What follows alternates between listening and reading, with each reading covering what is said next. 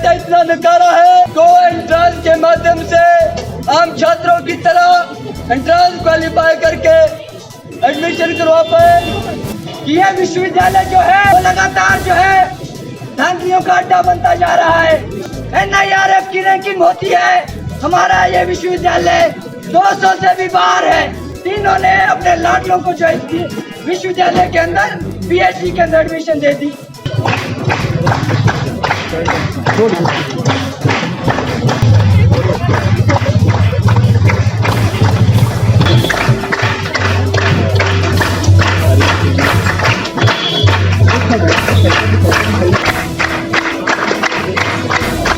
कि VC अपना बंदा होना चाहिए, VC अपना आदमी होना चाहिए, DS अपना आदमी होना चाहिए।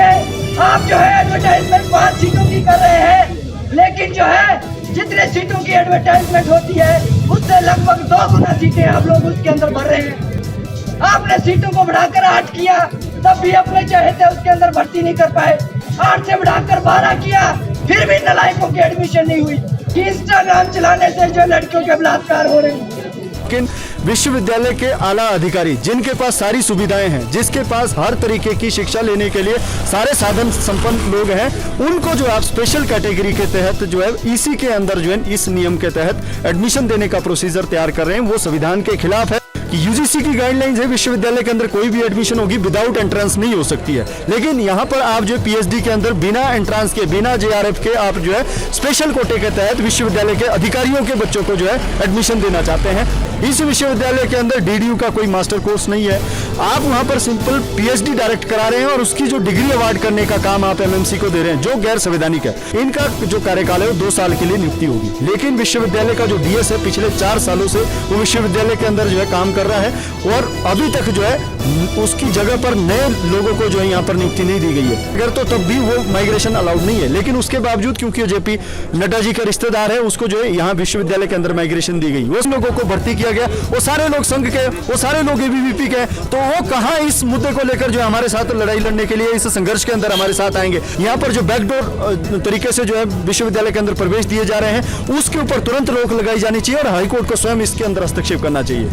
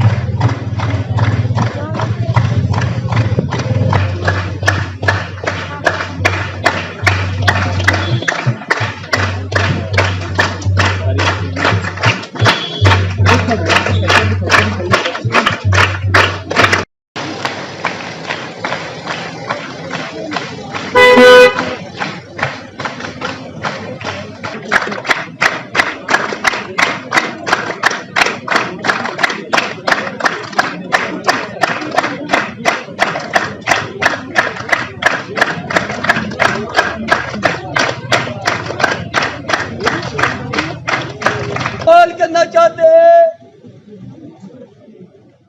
कि क्या VC का बेटा इतना नकारा है, को एंट्रेंस के माध्यम से आम छात्रों की तरह एंट्रेंस क्वालिफाई करके एडमिशन करवा पाए।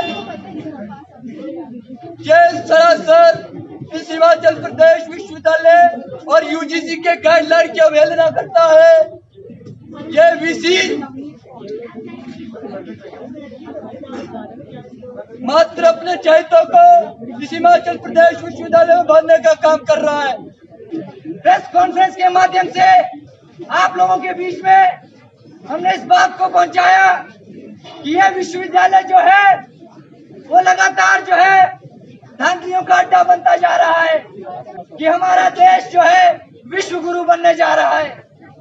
हम देखते हैं कि ग्लोबल रैंकिंग जब यूनिवर्सिटीज की होती है तो पूरे विश्व के अंदर देश की कोई भी यूनिवर्सिटी टॉप के 300 विश्वविद्यालयों में भी नहीं है। इसके साथ साथ हम देखते हैं हमारा हिमाचल प्रदेश विश्वविद्यालय NIRF की रैंकिंग होती है, हमारा ये विश्वविद्यालय 200 से भी बाहर है। और हम बोल रहे हैं कि हमारा जो विश्वविद्यालय है, हमारा जो देश है, वो जो विश्व गुरु बनने जा रहा है।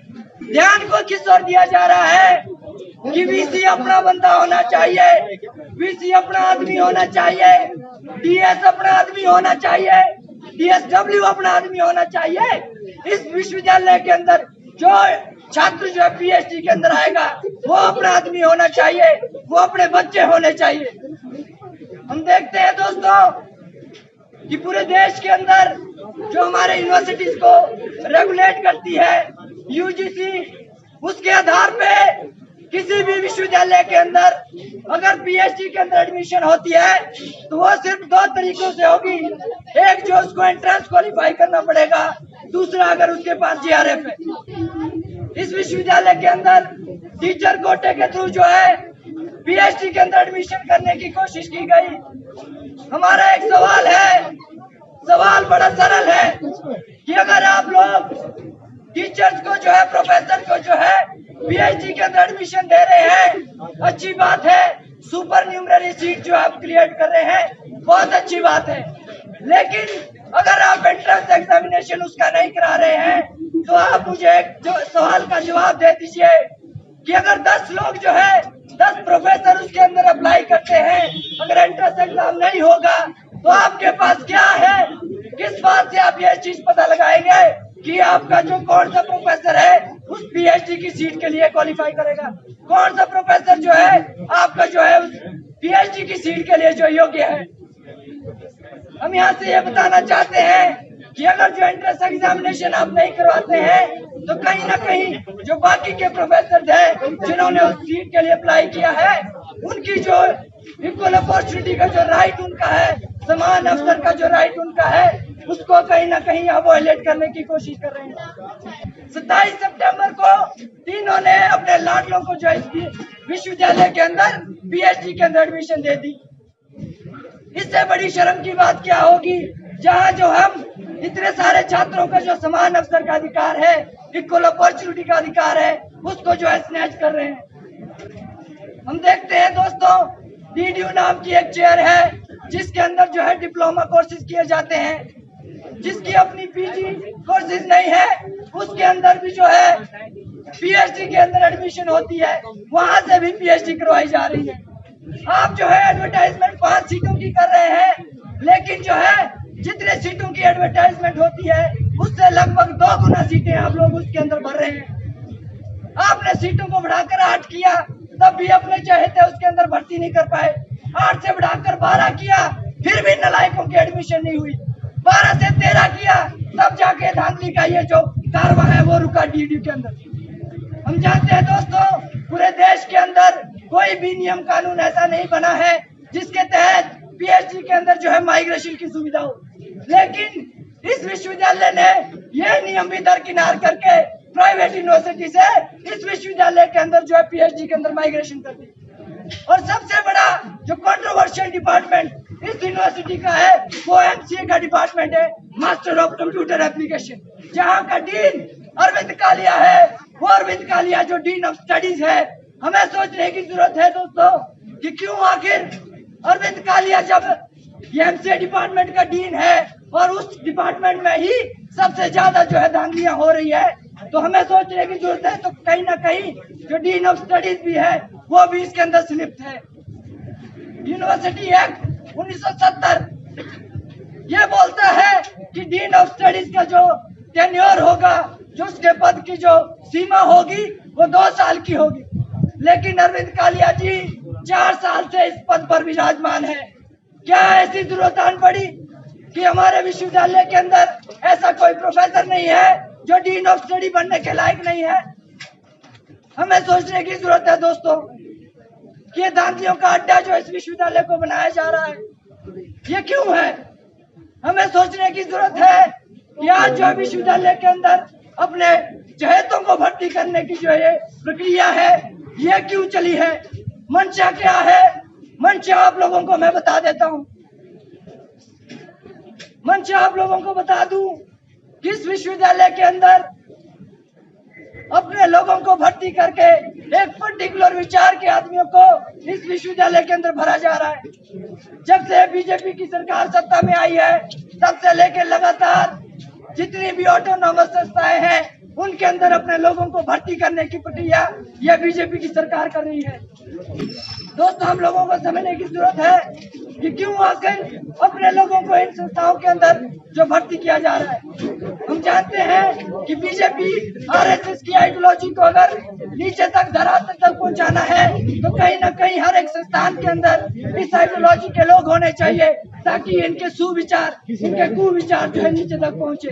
2 दिन पहले इनके छात्र मोर्चे का जो है अभ्यास वर्ग खत्म होता है और 2 दिन में ही इनके जो रुझान आने शुरू हो जाते हैं।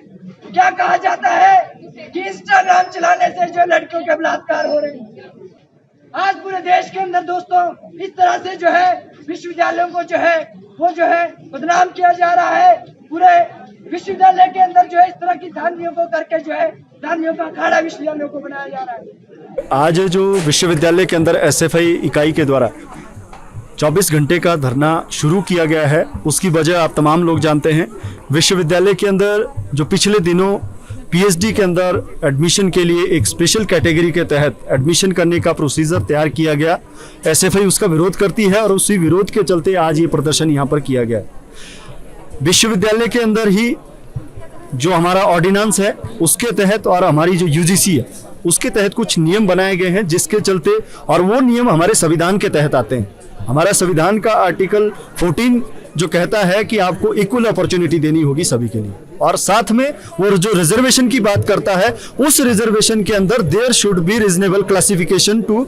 आप अगर किसी को रिजर्वेशन भी दे रहे हैं या स्पेशल कैटेगरी तैयार कर रहे हैं तो उसके पीछे कोई आपके पास एक जो है रीजनेबल क्लासिफिकेशन होनी चाहिए कि कोई बैकवर्ड इलाका है, कोई जो डिप्राइव्ड सेक्शन है सोसाइटी का, उसको आप अपलिफ्ट करने के लिए आप जो उसके लिए रिजर्वेशन दे सकते हैं। लेकिन विश्वविद्यालय के आला अधिकारी जिनके पास सारी सुविधाएं हैं, जिसके पास हर तरीके की शिक्षा लेने के लिए सारे साधन संपन्न लोग हैं, उनको जो आप स्पेशल कैटेगरी के तहत जो है इसी के अंदर जो है इस नियम के तहत एडमिशन देने का प्रोसीजर तैयार कर रहे हैं, वो संविधान के खिलाफ है। वो यूनिवर्सिटी का जो हमारा ऑर्डिनेंस है, यूजीसी की गाइडलाइंस है कि यूजीसी की गाइडलाइंस है विश्वविद्यालय के अंदर कोई भी एडमिशन होगी विदाउट एंट्रेंस नहीं हो सकती है। लेकिन यहाँ पर आप जो पीएचडी के अंदर बिना एंट्रेंस के, बिना जेआरएफ के आप जो है स्पेशल कोटे के तहत विश्वविद्यालय के अधिकारियों के बच्चों को जो है एडमिशन देना चाहते हैं, वो सरासर गलत है, गैर संवैधानिक है। और उसके ऊपर जो है हाई कोर्ट से हम डिमांड करते हैं कि वो जो है उसके ऊपर हस्तक्षेप करें और जो लोग दोषी हैं उनके ऊपर कार्रवाई करें।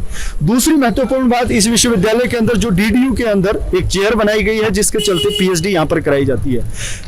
किसी भी विश्वविद्यालय के अंदर अगर पीएचडी आप करा रहे हैं तो उसके लिए उससे पहले मास्टर्स की डिग्री के लिए आपके पास वहां पर जो है कोर्स होना चाहिए। इस विश्वविद्यालय के अंदर डीडीयू का कोई मास्टर कोर्स नहीं है, आप वहां पर सिंपल पीएचडी डायरेक्ट करा रहे हैं और उसकी जो डिग्री अवार्ड करने का काम आप एमएमसी को दे रहे हैं, जो गैर संवैधानिक है, जो विश्वविद्यालय का जो ऑर्डिनेंस है उसके खिलाफ है। इसके साथ साथ तीसरा जो महत्वपूर्ण मुद्दा इस विश्वविद्यालय से जुड़ा हुआ है वो विश्वविद्यालय के जो हमारे आला अधिकारी हैं उनकी नियुक्तियों को लेकर है। विश्वविद्यालय का जो एक्ट है उस एक्ट के तहत कहा गया है कि विश्वविद्यालय के अंदर कोई भी डीएस है, डीएसडब्ल्यू है, चीफ वार्डन है, जो भी विश्वविद्यालय के अधिकारी है, इनका जो कार्यकाल है वो 2 साल के लिए नियुक्ति होगी। लेकिन विश्वविद्यालय का जो डीएस है पिछले 4 सालों से वो विश्वविद्यालय के अंदर जो है काम कर रहा है और अभी तक जो है उसकी जगह पर नए लोगों को जो है यहाँ पर नियुक्ति नहीं दी गई है। उसका कारण क्या है कि सबसे ज्यादा जो घोटाला इस विश्वविद्यालय के अंदर भर्तियों के नाम पर हुआ है वो एमसीए डिपार्टमेंट के अंदर हुआ है। एमसीए के अंदर आप यकीन नहीं करेंगे, विश्वविद्यालय के अंदर एक कानून है, विश्वविद्यालय जिस यूजीसी के तहत गवर्न होता है उसका एक कानून है कि कोई भी छात्र जो है प्राइवेट विश्वविद्यालय से या किसी दूसरे विश्वविद्यालय से हमारे विश्वविद्यालय के अंदर आना चाहता है तो पीएचडी के अंदर किसी भी तरीके की माइग्रेशन अलाउड नहीं है। लेकिन उसके बावजूद भी विश्वविद्यालय के अंदर एमसीए के अंदर जो स्टूडेंट जो पीएचडी कर रहा है जेपी यूनिवर्सिटी के अंदर, एक प्राइवेट यूनिवर्सिटी के अंदर, वहां उसको क्या उसका सब्जेक्ट है, कौन एक्सपर्ट उसको वहां पर जो गाइड कर रहा है, कौन उसका गाइड है, वहां वो यहाँ पर है नहीं है भी अगर तो तब भी वो माइग्रेशन अलाउड नहीं है। लेकिन उसके बावजूद क्योंकि जेपी नड्डा जी का रिश्तेदार है उसको जो है यहाँ विश्वविद्यालय के अंदर माइग्रेशन दी गई, वो सरासर गलत है। तो ये सारे जो फर्जीवाड़े हो रहे हैं, इसी एमसी डिपार्टमेंट के अंदर बहुत सारी फर्जी भर्तियां प्रोफेसर के भर्तियों के अंदर भी हुई है। तो ये जो डीएस है वो बराबर का भागीदार इस भर्तियों के अंदर है, इस फर्जीवाड़े का बराबर का दोषी है। इसलिए एसएफआई ये मांग करती है कि इन तमाम पीएचडी के अंदर जो प्रवेश को लेकर ये नियम बनाया गया है, इस नियम को तुरंत जो है उसको जो है निरस्त किया जाना चाहिए। जिन लोगों की एडमिशन हुई है वो एडमिशन जो है वापस ली जानी चाहिए। और हाई कोर्ट से भी हम ये जो निवेदन करना चाहते हैं कि विश्वविद्यालय को जो संघ का अड्डा बनाने की कोशिश की जा रही है, यहाँ पर जो बैकडोर तरीके से जो है विश्वविद्यालय के अंदर प्रवेश दिए जा रहे हैं, उसके ऊपर तुरंत रोक लगाई जानी चाहिए और हाई कोर्ट को स्वयं इसके अंदर हस्तक्षेप करना चाहिए। मेरा एक प्रश्न आपसे है कि अगर एसएफआई और अन्य पार्टी मिलकर के इसी मुद्दे को उठाए एक साथ होकर के, तो आपको क्या लगता है कि इसका असर कितना एकदम से पड़ेगा? बिल्कुल, एसएफआई हमेशा छात्रों की एक व्यापक एकता के ऊपर भरोसा करती है और हम जानते हैं कि स्टूडेंट जब इकट्ठा मिलकर किसी मांग को लेकर लड़ता है तो जरूर उसके अंदर जो है हमारी कामयाबी होती है और छात्रों के हित में फैसले आते हैं। लेकिन इस विश्वविद्यालय का दुर्भाग्य है कि आज जो इस विश्वविद्यालय के अंदर, चाहे वो पीएचडी के अंदर दाखिले मिल रहे हैं, चाहे वो जो है डीडीयू के अंदर जिन लोगों के लिए जो है बिना एडवर्टाइजमेंट के जो सीटें प्रकाशित की जानी चाहिए थी अखबार के अंदर, उस बिना एडवर्टाइजमेंट के जिन लोगों को भर्ती किया गया वो सारे लोग संघ के, वो सारे लोग एबीवीपी के, तो वो कहाँ इस मुद्दे को लेकर जो हमारे साथ लड़ाई लड़ने के लिए इस संघर्ष के अंदर हमारे साथ आएंगे? वो बाहरी रूप में इसका खुला विरोध भी नहीं कर रहे हैं, वो बिल्कुल प्रशासन के साथ खड़ा होकर जो इसके साथ प्रशासन के साथ मिलकर जो है इस बात को सही साबित करने की कोशिश कर रहे हैं। दूसरी जगह एनएसयूआई, उसका इस विश्वविद्यालय के अंदर कोई आधार नहीं है, लेकिन फिर भी हम न्योता देते हैं खुले मंच के तौर पर कि अगर कोई भी विश्वविद्यालय का छात्र संगठन है और इन मुद्दों को लेकर जो है एसएफआई के द्वारा चलाए गए इस आंदोलन के अंदर हमारा साथ देना चाहता है, इस विश्वविद्यालय के बचाने की इस लड़ाई के अंदर, इस विश्वविद्यालय के अंदर जो फर्जीवाड़े हो रहे हैं उनको रोकने के लिए इस विश्वविद्यालय के इस आंदोलन के अंदर हिस्सा बनना चाहते हैं, तो एसएफआई उनको निवेदन देती है अगर आप लोग इस आंदोलन का हिस्सा बनेंगे तो हम उनका बिल्कुल स्वागत करेंगे। तो आज 1:30 बजे से आपने अपना हड़ताल शुरू कर दिया है, अनशन, और आप कल पूरे 24 घंटे के बाद इसे समाप्त करेंगे। उसके बाद आपका नेक्स्ट प्लान क्या होगा? देखिए, आज 24 घंटे का जो धरना हमने शुरू किया है उसकी शुरुआत में ही हमने प्रशासन के अधिकारियों को विश्वविद्यालय की सिक्योरिटी के माध्यम से ये सूचना दी है कि हम 24 घंटे का धरना आज शुरू कर रहे हैं। ये हमारी मांगे हैं, जो विश्वविद्यालय के अंदर ये फर्जीवाड़ा हो रहा है इसके ऊपर तुरंत रोक लगाई जानी चाहिए और जो एडमिशंस यहाँ पर जो है की जा रही है उसको जो है तुरंत वापस लिया जाना चाहिए पीएचडी के अंदर। अगर इसके ऊपर कल तक कोई कार्रवाई नहीं होती है, प्रशासन जो है इसके अंदर पहलकदमी नहीं करता है, तो कल जो है हम बीसी ऑफिस की तरफ जो है कूच करेंगे और बीसी ऑफिस के बाहर जो है एक प्रदर्शन होगा। उसके बाद भी अगर ये फैसला वापिस नहीं होता है तो आने वाले दिनों के अंदर शिमला जिला के जिला उपायुक्त कार्यालय के बाद राजभवन के बाहर भी जो है लगातार एसएफआई प्रदर्शन करेगी और जब तक ये फैसला वापिस नहीं होता है तब तक जो है हर उस आंदोलन के फेज के अंदर जाएंगे जिससे जो है इस प्रशासन के जो ये गलत फैसले विश्वविद्यालय के अंदर हो रहे हैं इसको वापस लेने के लिए मजबूर करेंगे।